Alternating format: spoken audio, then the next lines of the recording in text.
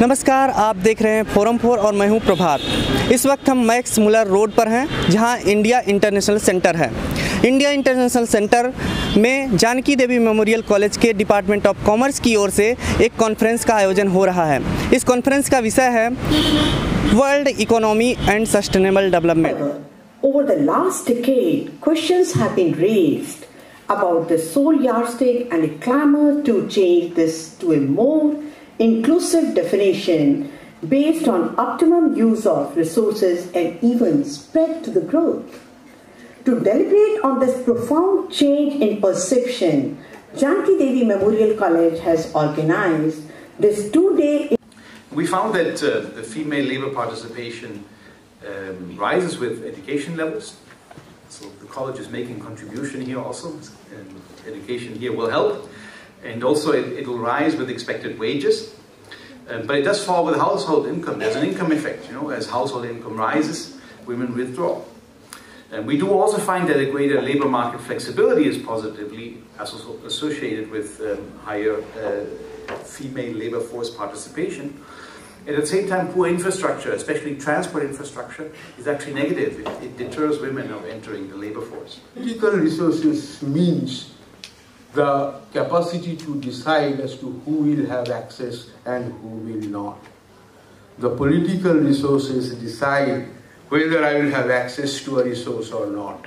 The political system and also the social resources also play a very important role to determine my access to other economic resources. Of Janki Devi Memorial College. At the outset, I place on record my deep sense of gratitude to our chief guest, Dr. W. Andreas Bahr, Senior Country Representative, International Monetary Fund, our guest of honor, Dr. Nagesh Kumar, Director and Head, South and Southwest Asia Office, United Nations Economic and Social Commission for Asia and Pacific. Our distinguished guest, Dr. Lele Song, Regional Economic Advisor, Asian Development Bank, and Mr. Devashish Roy Chaudhary, Chief Commissioner, Income Tax. Our keynote speakers are Dr. Milindo Chakravarti, Adjunct Professor, Natural Resource Institute, Canada. Our special invitees, Mr. Ram Kumar, General Manager, Punjab National Bank, Dr. Kusum Krishna, ex-chairperson, Governing Body, Janki Devi Memorial College, and all other invitees for sparing their valuable time out of their busy schedule for this event. Further, I extend my deep gratitude to Dr. Swati Pal, Principal, Janki Devi Memorial College, whose inspiration, support and guidance throughout made this conference possible. सतत विकास और वैश्विक अर्थव्यवस्था के विषय पर यह conference आयोजित किया जा रहा है। इस कॉन्फ्रेंस में हिस्सा लेने के लिए देश विदेश के काफ़ी लोग आए हुए हैं और इसमें कई सारे एक्सपर्ट हमारे साथ बात करने के लिए हैं इस विषय पर। आइए हम जानते हैं कि उनका क्या कहना है कि सतत विकास की ओर किस तरीके से भारत अग्रसर है और भारत में किस तरीके से इसको लेकर के जो है रणनीतियाँ अपनाई जा रही हैं। So I guess, the objective of events like this is really to share knowledge, to try to brainstorm, to try to compare, ideas, solutions to some of the very pressing problems that not just India but really all economies around the world face, which is really to grow, but to grow in a balanced and sustainable way. And that means respecting the limits that nature gives us, growing in a way that encompasses everybody, that allows everybody to benefit the fruits of growth. So we find this seminar here very timely, and it's and we could look forward, to some of the deliberations and the proposals that will come out of here. Now, what are the prospects for India as an economy, or what do we expect from India? Actually, India has become more and more important as a contributor to global growth. Today, India's economy alone already contributes about 15% to the total growth in the world economy. And we do see other economies that have in the past contributed a lot. They are slowing, like China, like the advanced economies. And we need other companies to come up. So we look at India to be really a big engine of growth in the future. In the next years, India has a young economy, it has a young population, it has quite a bit of savings, and it contributes to investment, so it's a good basis to grow. And what we want to try and do here is to try and help stimulate good policies, reforms that will allow the country to grow even faster, and therefore both help its own population in getting ahead, in reaching its aspirations, but also contributing more globally to the well-being of the global economy. Well, I think the key message is that India, I think, is at an exciting point in time, at a time where you can start looking with optimism to the future, and it has very good prospects, to improve the living standards of its population. But that will not come by itself. It needs also the right policies. So working on implementing the right policies will really be the key in the next years to keep India on this already successful path, but even go further and continue on the trajectory of how high development. I think the governments recently have introduced some interesting and important reforms in the economic sphere.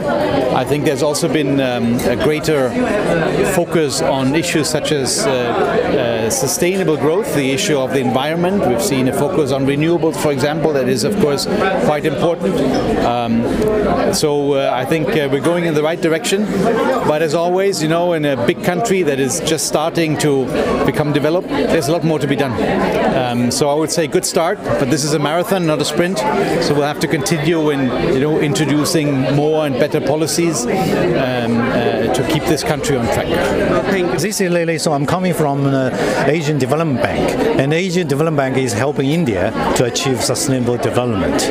We invest in India's infrastructure and other social sectors, education, gender equity, as well as financial inclusion.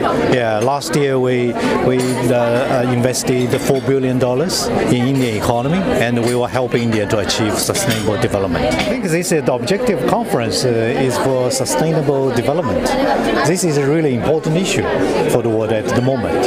Yeah, the United Nations approved the 17th SDGs, Sustainable Development Goals, in 2015. So every year there was a checking of how country does. India is doing well in terms of that. Yeah, but certain issues I think the conference is going to address. Yeah, like environmental issues, gender issues, gender equity, and we need women to participate in the labor force. I think this is a really big issue.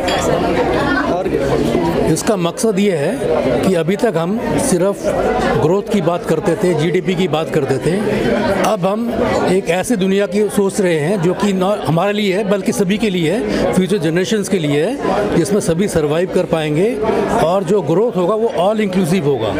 वो सिर्फ एक व्यक्ति या एक संस्था के लिए नहीं होगा, पूरे विश्व भर के मानव के लिए, प्राणियों के लिए, वन्य प्राणी सभी के लिए होगा, ट्राइबल्स के लिए, सभी के लिए होगा। भारत उसी दिशा में अग्रसर है। भारत एक ऐसी कंट्री है जिसने पहले से ही सस्टेनेबल डेवलपमेंट के बारे में सोचा हुआ है। हमारे यहाँ आपको पता ही है, वर्ल्ड में फ्यू ऐसी कंट्रीज़ है जिसमें मिनिस्ट्री अलग से बना रखी है हमने, ministry new and non renewable sources of energy के लिए, जिसमें आपके सोलर एनर्जी है, विंड एनर्जी है, आपका बायोमास एनर्जी है, जियोथर्मल एनर्जी है। इसके लिए हमने अलग से मिनिस्ट्री बनाई है और उसमें काम हो रहा है। इस बजट में भी बहुत सारी बातें ऐसी हैं जो कि इसी सस्टेनेबल डेवलपमेंट को देखते हुए कहा गया है। इस सस्टेनेबल डेवलपमेंट में बहुत सारी चीज़ें आती हैं, इसमें पॉवर्टी भी है, हेल्थ है, इंडस्ट्रियलाइजेशन भी है, रूरल इंडस्ट्रियलाइजेशन। तो उस सारे मुद्दों का अगर आप देखेंगे कि बजट में अलग से एक हमारा उन्होंने बजट में एक ड्रीम पॉइंट्स बनाए हैं, वो फ्यूचर के लिए बनाए हैं। उसमें हेल्थ की बात की गई है, उसमें पॉवर्टी एलिवेशन की बात की गई है, उसमें ब्लू ओशन की बात की गई है, उसमें हमारे कोस्टल वाटर्स की बात की गई है, उसमें डिजिटल इकोनॉमी की बात की गई है। ये सभी जो किसी न किसी तरह से सस्टेनेबल डेवलपमेंट से मायने रखते हैं, उससे संबंधित होते हैं। देखिए, अभी हमारे देश में पॉलिसी के लेवल पे बहुत काम होना बाकी है, और उसके लिए एकेडमिक डिस्कोर्स होना बहुत ज़रूरी है। तो इस तरह के कार्यक्रमों में जब एकेडमिशियंस डिफरेंट ब्रांचेस के इकट्ठा बैठ करके उस पर बातचीत करते हैं तो कोई ना कोई नए आइडियाज़ ज़रूर आते हैं। आज तक हम इस कंट्री में ज़्यादातर यूएनओ के द्वारा दिए गए एजेंडे से गवर्न होते रहे और उस यूएन का एजेंडा जो रहता है वो मैक्रो लेवल पे तो बड़े स्केल पे तो ठीक है, लेकिन अगर हम लोकल प्रॉब्लम्स के हिसाब से चलें, अपनी नीड्स के हिसाब से चलें तो वहाँ सही बैठता कई बार नहीं है। जैसे कि 17 गोल्स सस्टेनेबल डेवलपमेंट के यूएन ने खड़ा किया, उसके अंदर बहुत सारे पॉवर्टी या सोशल इश्यूज़ को भी इंक्लूड किया है जब आप डेवलपमेंट की बात कर रहे हैं। लेकिन हमारे जैसे देश के लिए तो इस समय पॉपुलेशन कंट्रोल भी एक बहुत बड़ा एजेंडा है। तो हमारे को ये देखना होगा कि जब हम सेट करते हैं अपना एजेंडा डेवलपमेंट का और सस्टेनेबल डेवलपमेंट के नाम पे बात करें तो हमें वो पैरामीटर्स को इंक्लूड करना पड़ेगा जो हमारे को इन्फ्लुएंस करते हैं डायरेक्टली, और जो इनडायरेक्टली इन्फ्लुएंस करते हैं वहाँ पर हम कैसे बैलेंस बनाएं। तो इसलिए जितना एकेडमिक डिस्कोर्स उसमें बढ़ेगा और पॉलिसी मेकिंग के अंदर एकेडमिशियंस और ब्यूरोक्रेट्स का मिक्सिंग होगा, उतना देश का भला होने की संभावना रहेगी। बहुत सारी नीतियाँ ऐसी हैं जो यहीं की हुई रिसर्च इंस्टीट्यूट्स की हुई रिसर्च के बेसिस पे क्रिएट होती है। हमारे यहाँ ज़्यादा परेशानी इम्प्लीमेंटेशन के स्तर पे है। आप लॉ बना सकते हैं, जैसे एनवायरमेंटल प्रोटेक्शन एक्ट बना के, लेकिन लॉ बनाने के बाद में उसका इम्प्लीमेंटेशन कैसे होगा या उसका ऑब्जर्वेंस कैसे होगा, ये एक बहुत बड़ा इशू बना हुआ है। और कहीं ना कहीं उसके अंदर हमारा जो सोशल स्ट्रक्चर है, जहाँ करप्शन की भी बात है, ये सब बीच में कहीं ना कहीं जुड़ जाता है। इसीलिए बार बार आपने देखा होगा कि बहुत सारे ऐसे सोशल इश्यूज़ पे या एनवायरमेंटल इश्यूज़ पे जहाँ पर लॉ है, जहाँ पर एकेडमिशियंस का इनपुट भी है, गवर्नमेंट की विलिंगनेस भी है, लेकिन बार बार सुप्रीम कोर्ट्स या कोर्ट्स को PIL के थ्रू इंटरवेंशन करना पड़ रहा है। मैं ये समझता हूँ कि सरकार की प्रायोरिटीज़ में से सस्टेनेबल डेवलपमेंट है। अगर आपने देखा हो कि पिछले 4-5 साल से और उससे पहले भी प्रयास हो रहे थे, लेकिन 4-5 साल से बिल्कुल एक मिशन मोड में ये काम हो रहा है कि रिन्यूएबल एनर्जी के ऊपर बार बार सोलर एनर्जी, विंड पावर की और एनर्जीज़ के सोर्सेज की जो बात हो रही है, फॉसिल फ्यूल्स पे जो हमारे अपनी निर्भरता कम करने की पेट्रोलियम पदार्थों पे, वो इसीलिए है कि भाई एक तो उससे जो पॉल्यूशन है वो कम होगा और दूसरा हम आत्मनिर्भर भी बनेंगे। तो ये जो टॉपिक है sustainable development and world economy, ये बहुत ही अच्छा आज का करंट टॉपिक है, क्योंकि हम लोग सोचते हैं कि अगर इंडस्ट्री में ज़्यादा ग्रोथ हो रही है, प्रोडक्शन हो रही है तो ग्रोथ हो रही है, डेवलपमेंट हो रही है।